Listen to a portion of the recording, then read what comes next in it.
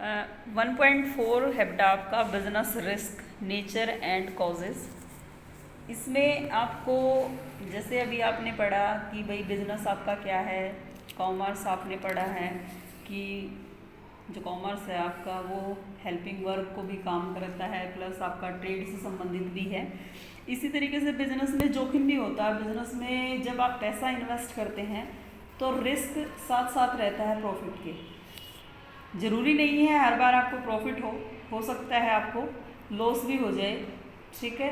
तो लॉस होने की जो संभावनाएं होती हैं, जो एकदम से आकस्मिक कुछ ऐसा हो जाए, कंटीजेंट कुछ ऐसी घटनाएं घट जाएं जिसकी वजह से आपके बिजनेस में जो लॉस होने की संभावनाएं बढ़ जाती हैं, उसको बिजनेस रिस्क की संज्ञान दे सकते हैं, ठीक है। तो रिस्क जो है वो पॉसिबिलिटीज़ हैं कि आपके बिजनेस के अनफेवर में जो इवेंट्स हैं, कुछ घटनाएं हैं जो घटित होने की संभावना जो रहती है वो आपका बिजनेस रिस्क से संबंधित है। अब नेचर क्या है इसकी, एक तो अनसर्टेनिटी का रिजल्ट जो होता है वो रिस्क है, क्योंकि कई बार क्या होता है हमें इन चीज़ों का अनुमान भी नहीं होता है, फिर भी कुछ ऐसी चीज़ें घटनाएं घट जाती हैं जिसकी वजह से जो हमारा बिजनेस में लॉस हो जाता है। जैसे मानवीय कारण हो सकते हैं, ह्यूमन अनसर्टेनिटी हो सकती है, लोग हड़ताल कर दें, तालाबंदी कर दें, जिसकी वजह से क्या हो जाएगा आपका जो बिज़नेस है, प्रोडक्शन है वो कम हो जाएगा, और जैसे ही प्रोडक्शन कम होगा तो मीन्स आपका प्रॉफिट ऑटोमेटिकली कम हो जाएगा। उसके बाद बिजनेस अनसर्टेनिटी होती है, व्यवसायिक अनिश्चितताएं होती हैं, जैसे आपका कई बार हम गलत डिसीजन हमारा लिया जा सकता है, या हमारा जो प्राइस है वो चेंज हो जाए एकदम से, या मांग में परिवर्तन हो जाए, ठीक है। जैसे एकदम से आपने बहुत सारा सामान बना लिया और वो डिमांड जो है एकदम से आपकी आउट ऑफ फैशन हो जाए, ठीक है, तो उस चीज़ की वजह से आपका जो है नेचर अनसर्टेनिटी भी होती है कि जैसे भूकंप आ जाए, बाढ़ आ जाए एकदम से, तो उसकी वजह से भी आपके बिजनेस पे जो है नेगेटिव इफेक्ट पड़ सकता है। रिस्क जो है कई बार आपका सहनीय भी होता है और कई बार आप सहन करने की सीमाओं से बाहर भी जोखिम होता है। जिन जोखिम का हम पहले जो हमारे रिस्क होते हैं, अगर उनका हम पहले से प्लान करके रखें, मान लीजिए कई बार आपका बिजनेस ऐसी जगह होता है जैसे आपको पता है कि यहाँ हर साल बाढ़ आती है, ठीक है, पता तो होता ही है, और वैसे भी मौसम का अनुमान लगा के भी ये पता लगाया जा सकता है कि बारिश कितनी होगी। एक अनुमानित, एक एस्टिमेटेड जो चीज़ें हैं उनका पता लगाया जा सकता है, और उसके आधार पर आप अपने बिजनेस को जो है जोखिम से बचा सकते हैं, ठीक है। जैसा आपका बिजनेस है उसी साइज के आधार पर आपका जो है जोखिम होता है। जैसे लार्ज स्केल पे अगर आप पैसा इन्वेस्ट करते हैं तो अगर पैसा आपका डूब जाएगा तो इसका मतलब है लॉस भी आपको ज़्यादा रहेगा, ठीक है। तो स्मॉल स्केल है तो कम रिस्क रहेगा आपका, और जो है आपका रिस्क टेकिंग ही आपका रिजल्ट है प्रॉफिट। अगर जब तक आप रिस्क नहीं लेंगे तब तक आपको प्रॉफिट भी नहीं होगा, क्योंकि आप ये सोच के बैठेंगे कि इस बिज़नेस में मुझे लॉस होने वाला है और पैसा लगाएं ही ना, ठीक है, तो आपको प्रॉफिट भी नहीं होगा और लॉस भी नहीं होगा, ठीक है। जैसे ही पैसा लगा रहे हैं और हो सकता है कि सारी स्थितियां जो हैं आपके फेवर में आ जाएं और आपको प्रॉफिट हो जाए।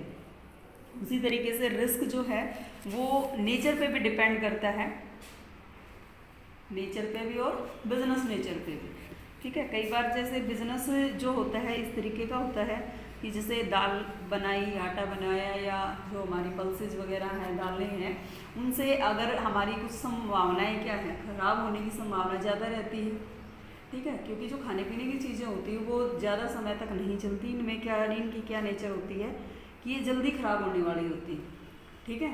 तो इनमें ये रिस्क रहता है अगर इनको इस तरीके का एनवायरनमेंट ना दिया जाए जिस एनवायरनमेंट में ये रहती हैं, जिसमें ये ठीक रहती हैं। जैसे मान लीजिए अभी आप हरी सब्जी का काम कर रहे हैं, तो हरी सब्जी आपको पता है कि ठंडे मौसम में थोड़ा सा लंबे समय तक चल सकती हैं, तो आपको टेम्परेचर उसको इसी तरीके का देना पड़ेगा, ठीक है।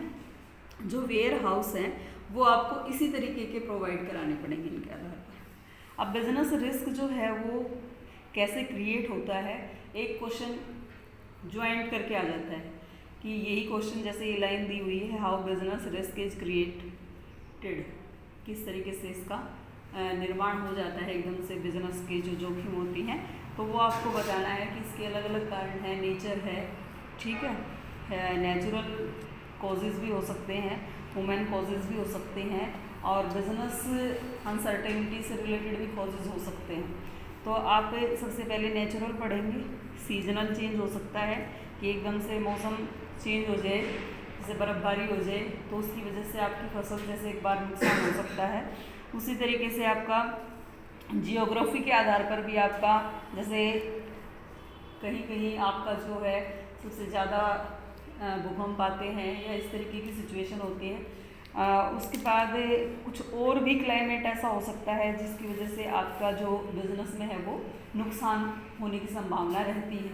तो ये कारण हो सकता है। दूसरा, मानवीय कारण सबसे मेन है कि जो बिजनेस में काम कर रहे हैं उनकी डिसऑनेस्टी, यानी कि वो ईमानदार ना हो अपने काम के प्रति, क्योंकि जब तक आपका एम्प्लॉय ईमानदार नहीं होगा तब तक आपकी ग्रोथ भी नहीं होगी। क्योंकि जो आपका एम्प्लॉय है, काम कर रहा है, अगर वो अपना ईमानदारी से काम करता है तो इसका मतलब रिजल्ट भी आपका ज़्यादा रहेगा। उसके बाद आपका जो कस्टमर है उसके प्रति भी आप ईमानदार रहें, ठीक है। ऐसा नहीं है आपकी कस्टमर तो ईमानदार हो ही, साथ में आपकी भी ये दायित्व बनता है कि आप भी अपने कस्टमर के प्रति ईमानदार रहें, क्योंकि जैसी वो क्वालिटी चाह रहा है उसके आधार पर उसको, क्योंकि वो जितना प्राइस इन्वेस्ट वहाँ कर रहा है उसके अकॉर्डिंग उसको क्वालिटी देनी चाहिए ताकि वो फ्यूचर में भी वहाँ आ जाए। उसके बाद स्ट्राइक हो सकती है। कोई भी जो व्यक्ति है, जैसे आपने मूवीज़ वगैरह में देखा है कि जो लीडर होते हैं वो स्ट्राइक कर देते हैं, ठीक है। इसकी वजह से भी आपका काफ़ी टाइम तक ताला लगाया जा सकता है आपकी फर्म को, तो बिज़नेस पे प्रोडक्शन रोका जा सकता है। और अगर कोई काम ध्यान से ना करे, वर्किंग अपना प्रॉपर तरीके से ना हो, केयरलेस तरीके से करे, तो उसमें भी आपका रिजल्ट ख़राब हो जाएगा।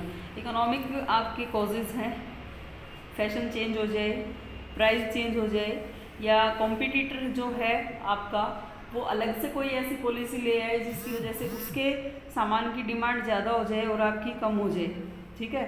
इसी तरीके से आपकी जो कंज्यूमर की फैसिलिटी है, अगर आप प्रोवाइड करा रहे हैं और एकदम से कोई ऐसा चेंज कर देते हैं या उनकी उस फैसिलिटी में कमी आप कर देते हैं कहीं ना कहीं, तो फिर इसका मतलब है कि कहीं ना कहीं बिजनेस में जोखिम होता है। और कई कारण हो सकते हैं। मैकेनिकल रीज़न हो सकता है, टेक्निकल रीज़न हो सकता है, तकनीकी कोई खराबी हो जाए, मशीन वगैरह ख़राब हो जाए, या आपका जो मैनेजर है उसकी वजह से भी, कई बार जो मैनेजर डिसीजन लेता है उसकी वजह से भी आपका क्या हो सकता है, जोखिम आपको उठाना पड़ सकता है। मान लीजिए उसको लग रहा है कि फ्यूचर में कि मैं जो काम कर रहा हूँ हो सकता है हानि भी हो जाए, हो सकता है लाभ भी हो जाए, तो वो डिसीजन हो जाए कि गवर्नमेंट पॉलिसी चेंज हो जाए और मैनेजर का जो रोल है वो नेगेटिव हो जाए, ठीक है, क्योंकि उसने जो डिसीजन लिया है गवर्नमेंट पॉलिसी की वजह से हो सकता है कि वो पॉजिटिव ना रहे, ठीक है। क्लियर है? यहाँ तक इस चैप्टर को करना है।